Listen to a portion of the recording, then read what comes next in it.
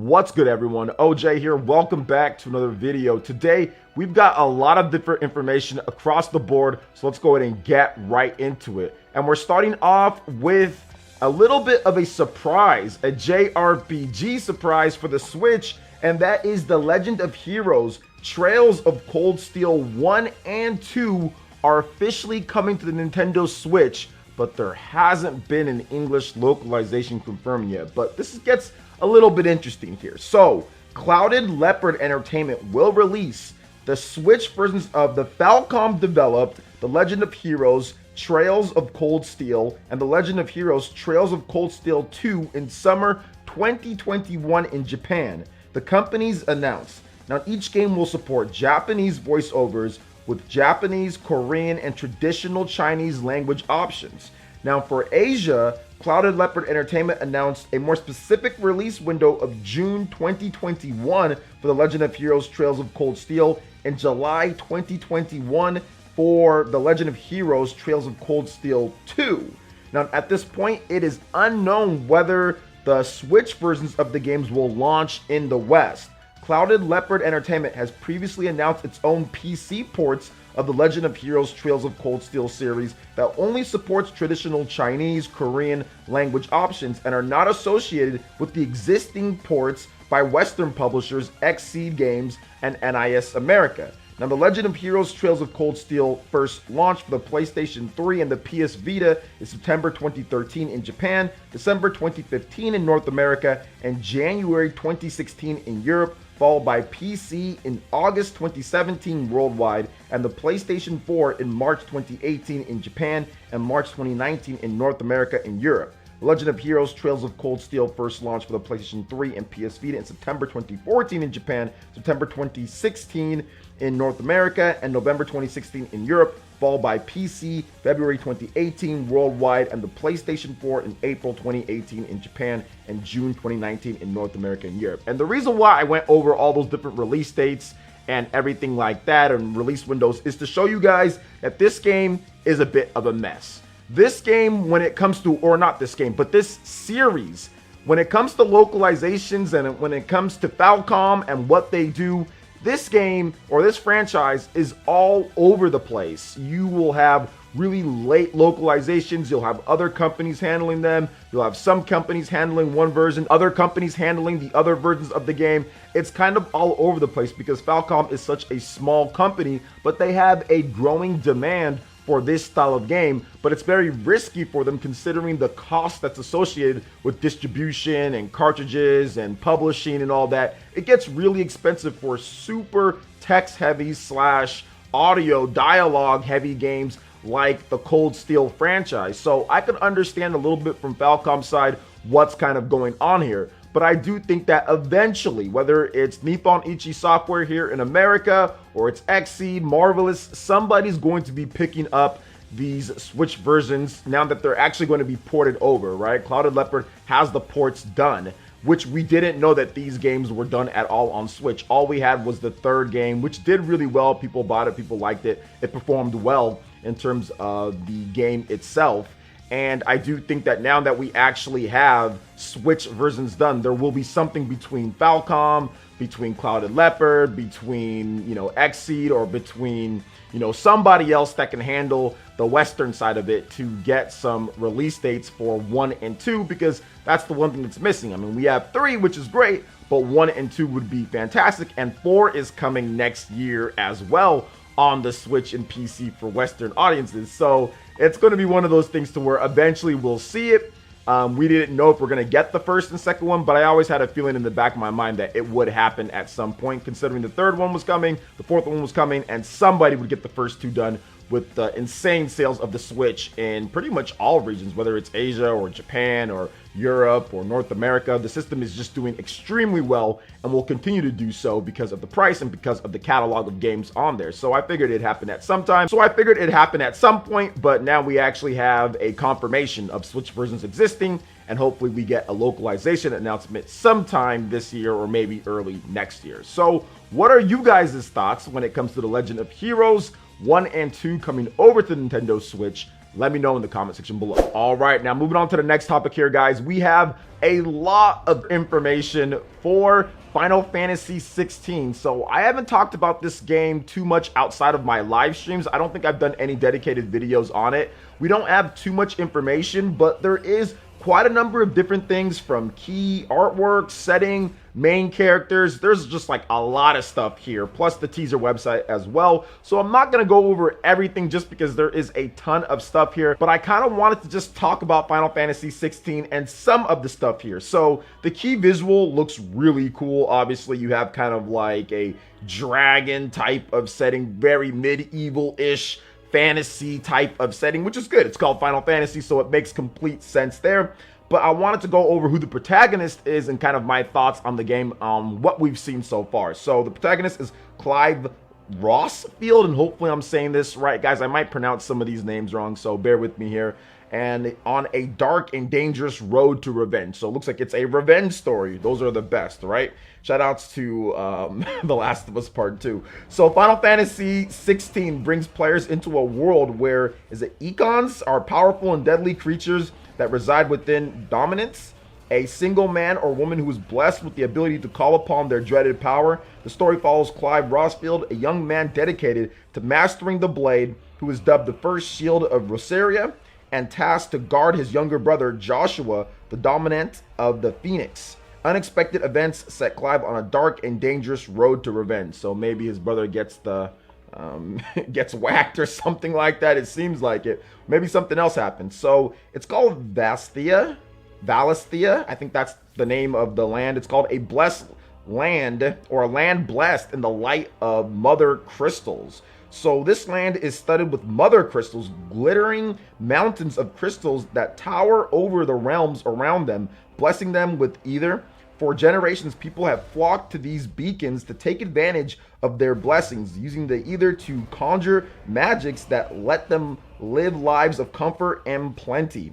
Great powers have grown up around each mother crystal, and an uneasy peace has long reignited between them. Yet now the peace falters as the spread of the blight threatens to destroy Dominion. So there's more information on the icons and Dominions and anything else that I might have mispronounced in there. Check out the link in the description. But I wanted to talk about this because I love the Final Fantasy franchise. I've been playing them since back in the day. I remember playing the first Final Fantasy game and just saying, wow, this is just something completely different, than being completely blown away by Final Fantasy VI, which is called Final Fantasy III here in America on the Super Nintendo. I thought at the time that it came out, it was like the greatest game that I had ever played. It was just so amazing, the vast, nature of the game and the abilities and what they did, the story that they told. So I've grown up with Final Fantasy, and I've always loved what they've done, except for like the Final Fantasy 13 series. But we don't have to talk about that. I actually enjoyed Final Fantasy 15.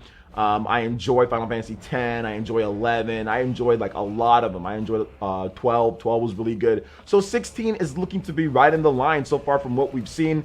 What I do like with 16 over 15 is that they didn't go crazy with the graphics. Just by looking at the game, you can tell that it's a game that, well, it's going to look good, right? The graphics are going to look fine. I think it's going to be a great looking game. You can tell that they didn't go crazy with it. It wasn't like the key focal point of the game. Like Final Fantasy 15 or Final Fantasy 13 versus, that was all it was about. It was all about the graphics. It was all about how can we make this look as spectacular as possible, try to rope in the Western audience, and I think that at the end of the day, with the engine that they were using, it ended up just being not right, obviously, and it took 10 years to come out. So with this one, they went with what they know. Looks like it's going to be Unreal Engine. They went with modest looking. Obviously, it looks great, but it's nothing crazy in terms of it doesn't look like a million times better than Final Fantasy 15. So they're going with focusing on the story, focusing on the gameplay, focusing on those aspects to make sure that the game comes out right. Because Final Fantasy 15, when I first played it, I was like, yo, this is rough. This is a bit rough when they had that demo. I mean, they did fix things up, but it literally took them forever till Final Fantasy 15 Royal Edition to even like make changes like being able to switch party members, right? So I mean, there was a number of things that was a problem. That was a problem with Final Fantasy 15, and I think that those issues will be avoided with Final Fantasy 16 because of more of a modest scale and just making sure that they focus on what's important with Final Fantasy, and that is combat, that story, and having a good looking game, but it doesn't have to be crazy. It doesn't have to be like the greatest looking game ever, you know? So I'm happy with what they're doing, and it makes sense because they're going with the Final Fantasy 14 guy, you know, the guy who pretty much saved that game from destruction. So I think it's going to turn out to be pretty good here. So what are you guys' thoughts on Final Fantasy 16 so far from what they've shown? Let me know in the comment section below. All right, and moving on to the next topic here. It does seem like Crash Bandicoot 4, It's About Time, will be making its way to the Nintendo Switch at some point, which has already been rumored and kind of assumed for quite some time now. So Nintendo's own official system even mentioned it before it got yanked real quick, but there was a little bit more digging that's been going on here with Crash Bandicoot 4, and apparently it's been discovered that a Switch profile is hidden within it. While it's possible that it could be leftover code from Unreal Engine 4, which was used to develop the game, a YouTuber by the name of Canadian Guy points out that we can see the quote copied from Falcon multiple times in code. Falcon was the project name for Spyro Reignited Trilogy, which is also on Switch and was made by Toys for Bob. In other words, some optimization code may have been borrowed for the base of Crash Bandicoot 4 on Switch. Now, the code also suggests that Toys for Bob is targeting 720p in docked and portable modes with a dynamic resolution, and would also run at 30 frames per second, which the game on PS4 and Xbox One runs at 60 frames per second. Now, he also breaks down all of this. There is a video that you guys can check out too. I'll have a link to that as well. Now, if Activision and Toys for Bob do end up confirming Crash Bandicoot 4, It's About Time, we'll have to kind of see if that actually happens. You know, we have to wait and see. But here's the thing with this, guys. Like, obviously, I do feel that like Crash Bandicoot 4, It's About Time is going to come to the Switch. I don't think that's really like questionable, like, or anything like that. Nintendo had it on there, it got yanked, whatever. I mean, I think it's coming. Same thing like with Crash Bandicoot Trilogy or whatever. Like, we know it's coming. It's just a matter of when, not, you know, if. And the thing about it is this. Here's what I feel with this game, especially after kind of seeing like the lackluster performance of the game. I honestly feel that this game should have been prioritized for the Switch. It shouldn't have had to have been like, okay, we're gonna wait for it. This is the type of game, this mascot platformer, hard as nails type of game, that is going to do extremely well on the Switch platform. The fact that they said, okay, well, let's just get PS4 and Xbox One and let's get those out, I think that was a little bit of a mistake. I think that it should have been prioritized for PlayStation 4 and the Nintendo Switch, which we've seen other developers do. Yes, it's easier to develop on the Xbox One when it comes to PS4 if PS4 is the lead platform, which obviously PS4 is the lead platform here. There's no PC version of the game at this point either. Obviously PS4 is it. That's where they're really targeting, you know, their audience, because it's Crash, right? So I get that. But at the same time, with this type of game, it doesn't make sense to also target like Xbox One. And yes, I know it would be more work to port to Switch, and it's a lot harder because of the architecture and stuff like that. But at the same time, look at the type of game. Look at the sales you got. The Xbox One version of the game, I didn't even see it like in the top 100 on Amazon. Like, I didn't even see it like in the top pre-order sales or anything when it comes to Xbox. It wasn't on Game Pass, so we could see where it was kind of ranking in most popular games. It was nowhere to be found. Nobody even cared, you know, when it comes down to it. Whereas if it was on the Switch and the PlayStation 4, I think that would have given it a little bit more of a boost in terms of the recognition of the game. And I think that obviously with the sales of Crash Bandicoot Trilogy on the Switch, the Insane Trilogy, it shows that Nintendo fans bought the game. It sold well over 1 million units. So I just think that it was a miscalculation on Activision's part. I know they were probably thinking that, hey, we can release it later.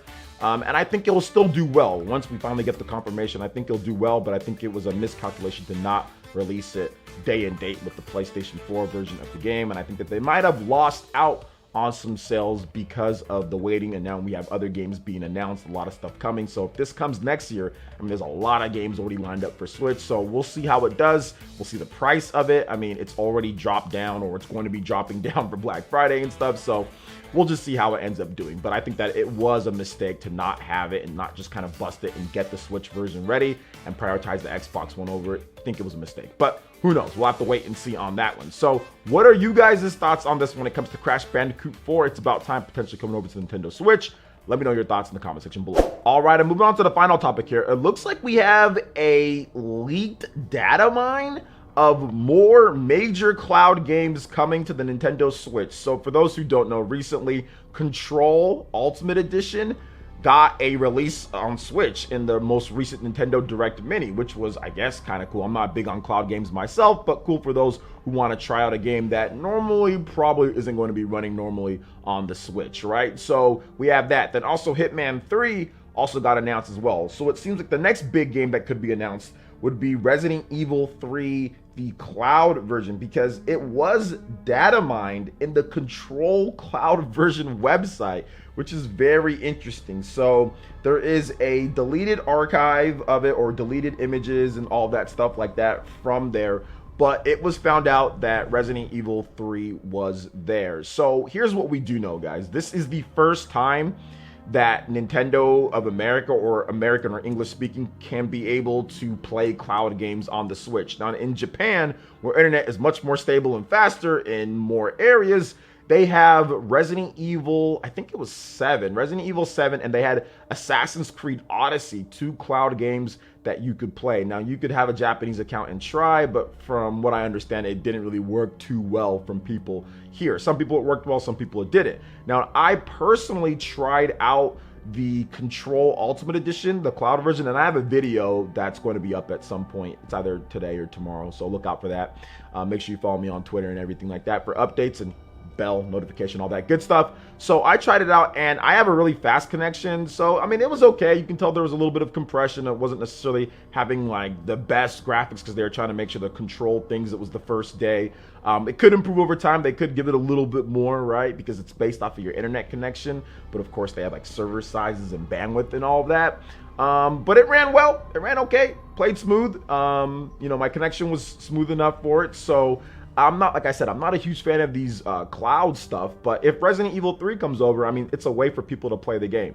Obviously, portable mode, you'd have to do something like have it hooked up to a fast Wi-Fi or have it tethered to your phone. If you have 5G, that's a lot more people are getting that. It's rolling out with different places, so 5G might be good enough to kind of run it and tether it and everything like that. So, I mean, you could have some ways to play it when it's on the go and stuff like that, but I think most people, if they're interested in this type of thing or these type of games, they're going to want to play it probably on the TV, right? So you're going to have your dock, you're going to hook it up, you're going to have your, you know, Wi-Fi, or you're going to have your Ethernet cable that you're going to plug in, and it should work decently. But like I stated before, which multiple times, I mean, I'm not a big fan of the cloud games, but some of these games would probably never get ported over, right? Like, I get that they could probably bust their butt and probably get like a 540p or some type of lower resolution version of the game, which would be fine for some people, you know, which would be fine and people would like that. But for a lot of these developers, they're not going to take the time comparatively to the amount that it's going to take to probably like sell the game, like the cost and everything.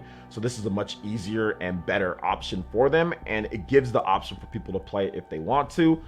So we'll see kind of how it works out. Now, what other games could come over? I think Resident Evil 2, maybe that's a game that comes over. Assassin's Creed Odyssey, or any of the Assassin's Creed games. This is something in terms of new technology that's being utilized here in the West, which is exciting for some people out there to be able to play the games on a system of their choice. So more options is usually better. So I'm going to go ahead and go with that. So the option, it's there for people. Not a huge fan myself of the cloud type of stuff, but the option is there. And if there's more that come over, that's cool, because these games weren't coming over anyway. So we'll see how it all ends up working out. So what are you guys' thoughts on all this when it comes to all the different topics that we discussed? I'd love to hear them in the comment section below. All right, guys, that wraps it up for this video here. Check out the links in the description. We've got Twitter. Go and give us a follow on there. Stay up to date on all latest gaming news and information. Also, make sure you like, comment, and subscribe, and share this video if you can. Thank you guys so much for watching, and we'll catch you for the next one. Peace.